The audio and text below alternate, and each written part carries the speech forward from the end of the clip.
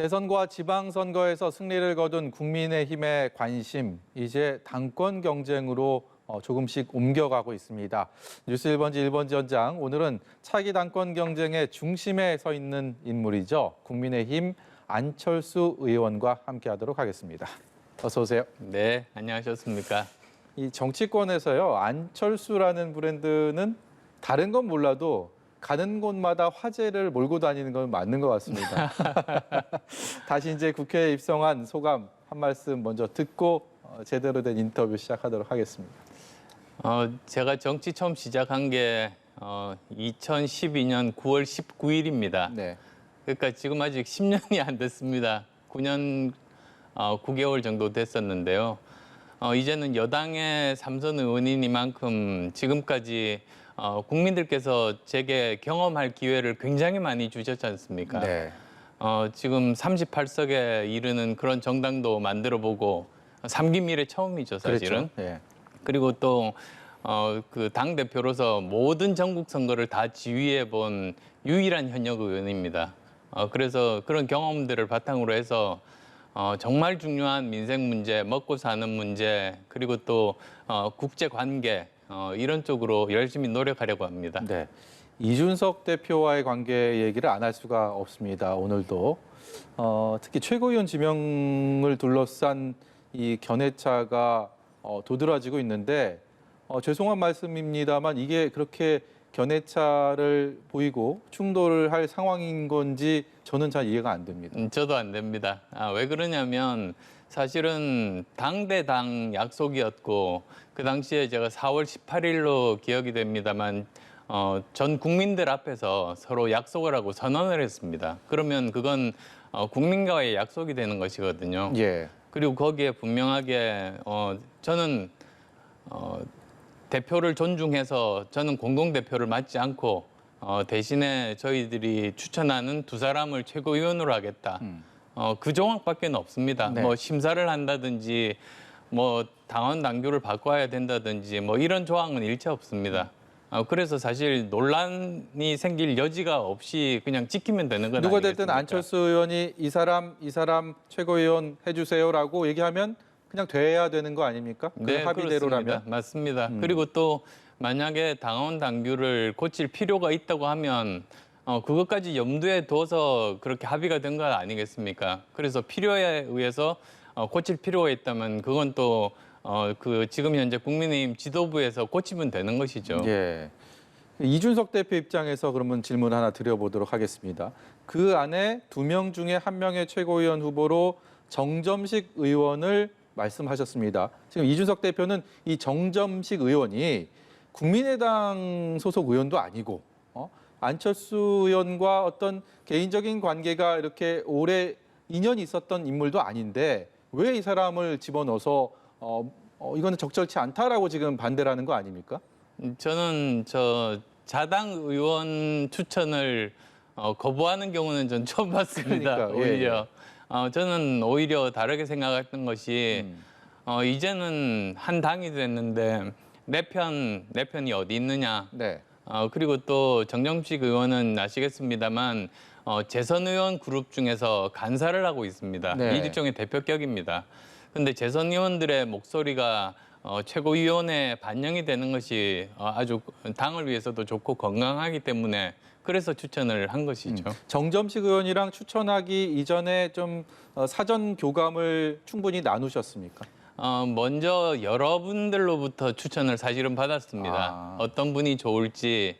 그래서 그중에서 이분이 좋겠다고 하고 같이 또 이야기도 나눠보면서 그러면 이런 그 여러 가지 당에 대한 다양성 확보, 그러니까 사실 초선, 재선, 다선 의원 그룹들의 의견들이 다 골고루 반영이 되는 게 건강한 정당 모습 아니겠습니까? 예. 특히 지도부는 더하고 그런 의미에서 추천을 한 겁니다. 이준석 대표가 한 얼마 전에 저희 뉴스 1번지에 출연을 해서 제가 이런 질문들을 하니까 국민의당에서 같이 고락을 함께한 인사가 아닌 다른 인물을 추천하는 것은 그것을 받아들이지 않으면 어쩔 수 없지만 나중에 안철수 의원이 정치적 부담을 안게 될 것이다라고 얘기를 했거든요. 그건 또 제 몫이기도 하고 그리고 또 의원들과도 또 의사소통을 한 바입니다, 사실. 예. 그리고 또 그렇게 서로 하나로 뭉쳐서 이번에 그 지방선거를 치렀습니다. 그래서 또 국민의당 출신의 사람들이 꽤 많이 당선이 됐습니다. 예. 그렇게 하면서 하나가 되는 것이죠. 결국은 처음에 여쭤본 것처럼 이게 과연 그렇게 견해차를 보일 일인가라는 여기서 출발을 한다면 결국 집권 여당의 차기 리더십, 당권 경쟁 뭐 이 차원에서 좀 신경전하는 거 아닌가 이렇게 보시는 분들도 있는 것 같은데요. 당권 경쟁 이전에 사실은 여당이 정말 해야 될 일이 지금 민생 경제가 정말로 어렵지 않습니까? 예. 사실 지금 상황이 보통 아마 생각하시는 것보다 훨씬 심각하다는 걸 저는 말씀드리고 싶어요. 예. 우리와 비교되는 OECD 국가들 중에서 지금 대한민국이 처해 있는 상황이 가장 심각합니다. 왜 그런지 잠깐 짧게 제가 좀 예, 설명을 드리고 말씀하시죠. 싶은데요. 지금 현재 다른 미국이라든지 일본이라든지 프랑스라든지 이런 나라들은 이미 코로나 2년 동안에 확장 재정 돈을 많이 풀었습니다. 그래서 올해는 국가 예산이 15% 정도 작년보다 더 줄었습니다. 즉 긴축 재정에 나서게 된 거죠. 그 다음에 또 바로 어제입니까?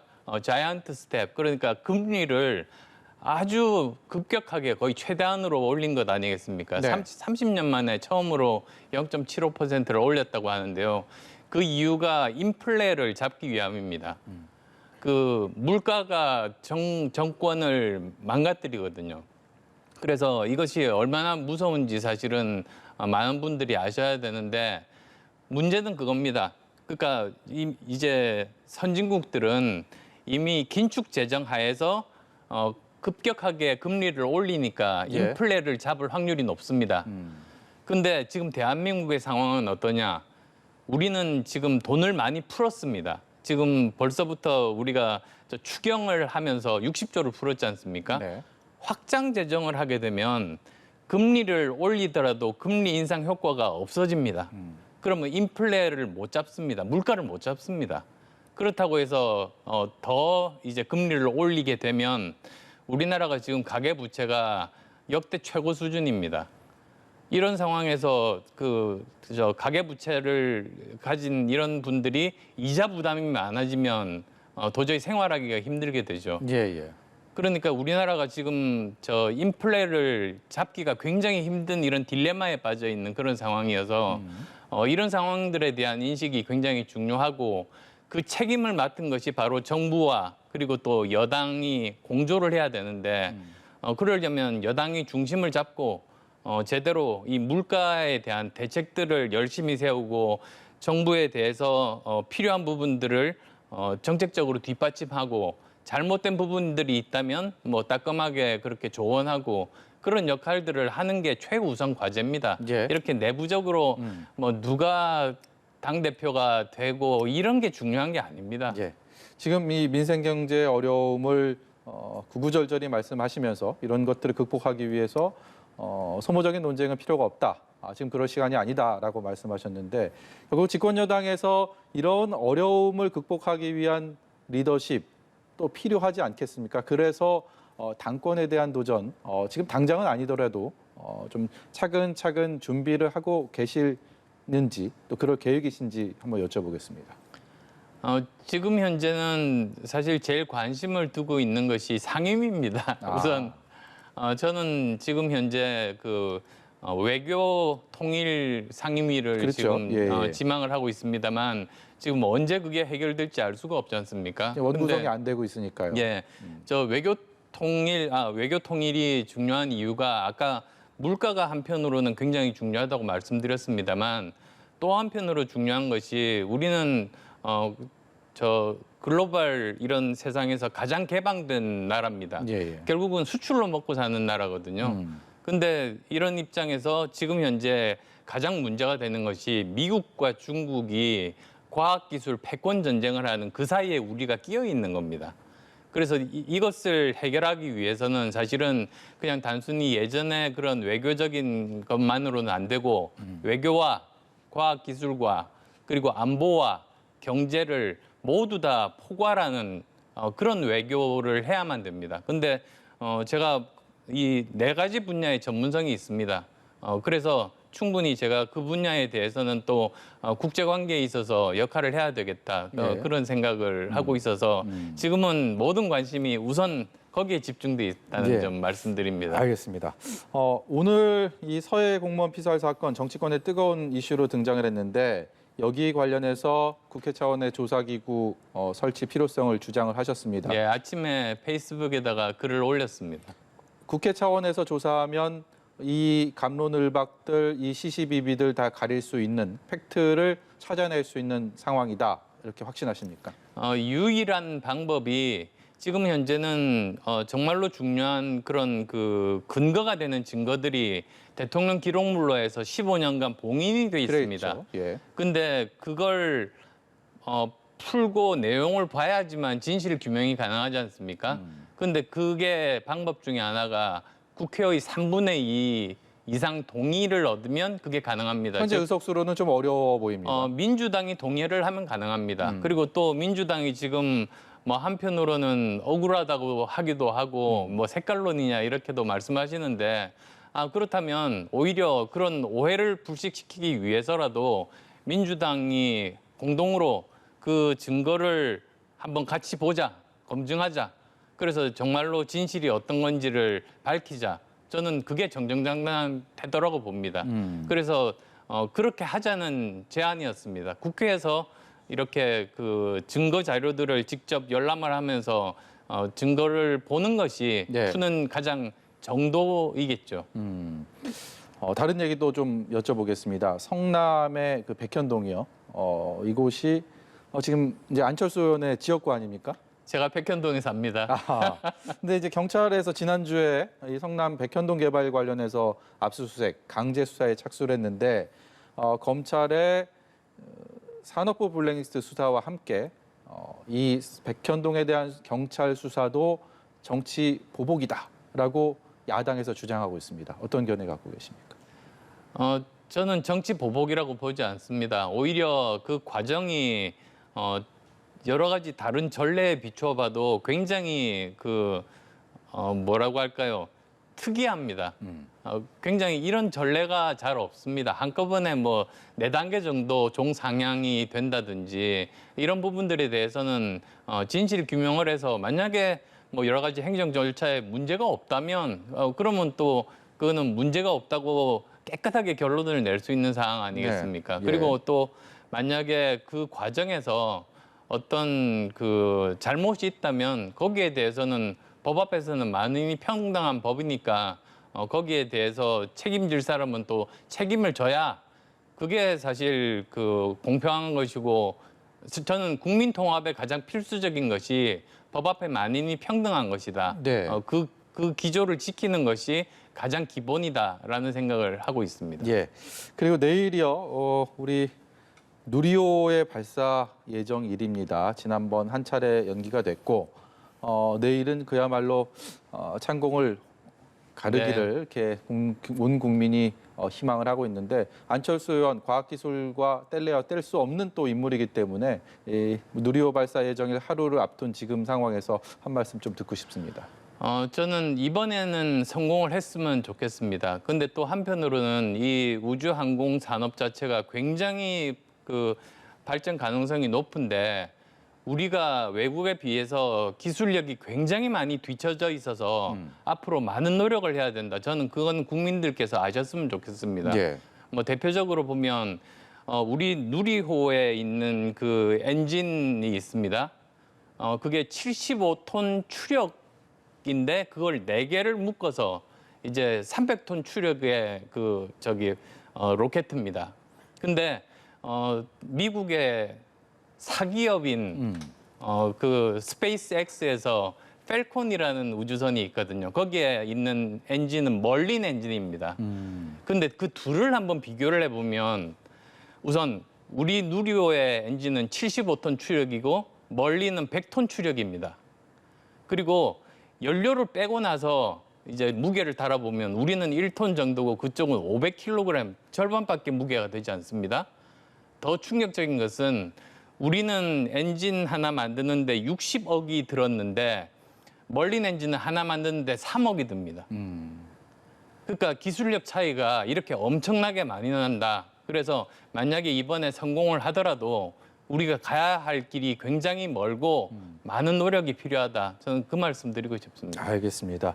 저 인터뷰 초반에 여쭤봐야지라고 생각하고 있다가 제가 미처 질문을 못 드렸는데 이 최고위원 두 분 관련해서 정점식 의원 그리고 김윤 전 위원장 뭐 이 명단을 바꿀 생각은 전혀 없으신 거죠?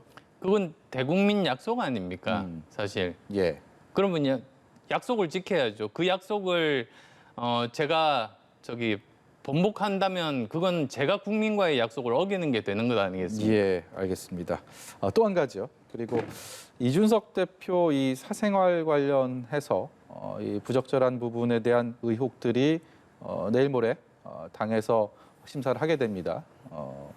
솔직한 심정으로 어떤 결과가 나올 것으로 뭐 지금 전망을 할 수는 없겠지만 거기에 대한 견해가 혹시 있으실까요?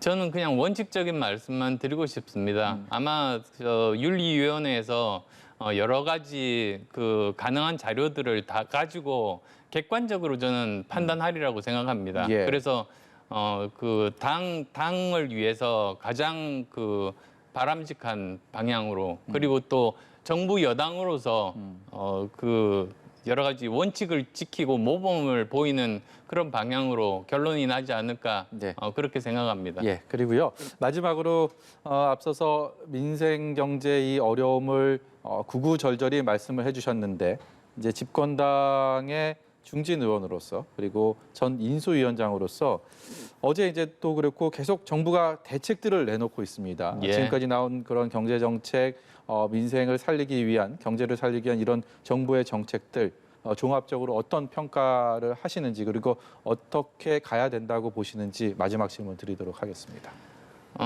여러 가지로 큰 방향들은 맞다고 생각합니다. 근데 이제 좀 세부적인 부분들에 대한 고려들이 필요합니다. 예를 들면 뭐 법인세 감면 이런 부분들도 사실 그러면 법인들이 더 투자를 할 수 있는 여력이 생기니까 좋은 것이죠. 근데 그것보다도 좀 더 세부적으로 들어가서 예를 들면 투자를 할 때 세액 공제를 한다든지 사실 그러면은 그런 것이 더 목적에 더 부합하는 그런 방향의 정책이 될 수 있지 않습니까? 예. 그래서 큰 방향의 정책은 발표가 됐지만 세부적으로 우리가 목표로 하는 것, 즉 투자를 더 활성화시켜서 일자리를 더 만들고 새로운 신기술을 개발을 해서 수출을 더 늘린다.